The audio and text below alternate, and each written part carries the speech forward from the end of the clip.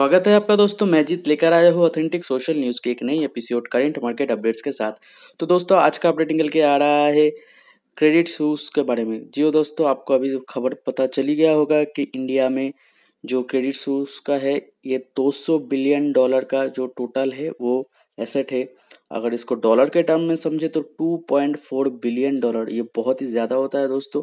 और इसी के साथ साथ इस एसेट के साथ इसको बनाता है 12th largest offshore lender in India, ऐसा जेफरीज का मानना है। और ये जेफरीज का माने तो मैं बता दूं जेफरीज का थोड़ा बैकग्राउंड। जेफरीज दोस्तों एक अमेरिकन मल्टीनेशनल एक जो इन्वेस्टमेंट बैंक है, इसको इस तरीके से समझ सकते हैं कि ये एक American multinational independent investment bank and जो फिनेंशियल सर्विसेज है उसकी कंपनी है, और जिसके हेडक्वार्टर मौजूद है न्यूयॉर्क सिटी में। और ये दोस्तों capital markets, financial advisory service, institutional brokerage, securities research and asset management, इसके ऊपर काम करता है। मतलब ये एक इन्वेस्टमेंट बैंकिंग की एक कंपनी है दोस्तों। और उनका ऐसा ये मानना है कि जो यूरोपियन लेंडर है, जो क्रेडिट सुइस है, जो स्विट्जरलैंड की बेस्ड है, ये दोस्तों इंडिया में इसका इम्पैक्ट सिलिकॉन वैली बैंक के कोलैप्स से भी ज़्यादा पड़ने वाला है। जैसे कि आप लोगों को पता है कि यूएस में ऑलरेडी 3 बैंक जो है वो कोलैप्स कर चुका है। उस 3 बैंक का जितना इफेक्ट नहीं पड़ा इस यूरोपियन लेंडर क्रेडिट सुइस के उससे ज़्यादा जो इफेक्ट है इंडियन मार्केट पे, इंडियन शेयर मार्केट पे, इंडियन शेयर होल्डर के ऊपर ज़्यादा पड़ने वाला है। क्योंकि दोस्तों इसका बहुत सारा एसेट जो है वो ऑलरेडी इंडियन बैंकिंग सेक्टर में आता है, और इंडिया के बहुत सारे एसेट ये एक्वायर करते थे। और तो इस तरीके से डाउनफॉल होना बहुत ज़्यादा हमारे इकोनॉमी के लिए भी अच्छा नहीं है, बैंकिंग सेक्टर के लिए तो बिल्कुल ही अच्छा नहीं है। क्योंकि ये एक रिस्क को मतलब बहुत ज़्यादा बढ़ा देता है अगर आप एनालिस्ट की माने तो। क्योंकि दोस्तों इसका जो प्रेजेंस है ना ये इंडियन डेरिवेटिव्स मार्केट में बहुत ज़्यादा है अगर आप एनालिस्ट की माने तो। और इसी के साथ साथ जो काउंटर पार्टी जो रिस्क है ये भी फॉल आउट होता है। मतलब लोगों के अंदर एक डर बैठ जाता है कि ऐसा होगा, तो भले ही ऐसा ना हो लेकिन डर की वजह से बहुत सारा ये पूरा मार्केट ही पूरा एकदम मतलब फेथ पे चलता है, कॉन्फिडेंस पे चलता है। लोगों का अगर कॉन्फिडेंस गिर गया, जैसे कि आप लोगों ने देखा कि यूएस में क्या हुआ, वो लोगों का कॉन्फिडेंस गिरने की वजह से मार्केट इतना सारा क्रैश हो गया। तो ये ओवरसीज बैंक जो है इंडिया में, ये 4 to 6% एसेट को का जो लार्ज 50% शेयर है ये ऑफ बैलेंस शीट लाइबिलिटीज।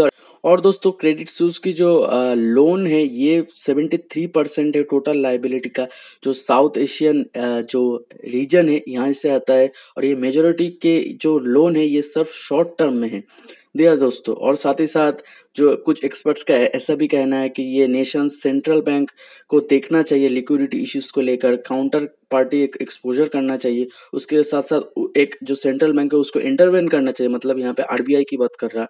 और इसी के साथ साथ ये ज़रूरी है कि वो सब देखे कि इंस्टीट्यूशनल जो डिपॉजिट्स है वो किस तरीके से मतलब मैनेज हो रहा है, कि लार्जर एंड जो क्वालिटी ऑफ द बैंक वो सही रहे। मतलब जो जिस तरीके से रेगुलेट है यहाँ पे गवर्नेंस का बहुत बड़ा एक रोल प्ले होता है दोस्तों। उसी के साथ साथ जो फोर बैंक्स का जो मेकअप है वो 6% बैंकिंग एसेट है, लेकिन स्विस लेंडर का जो अकाउंट है ये सिर्फ 1.5% है।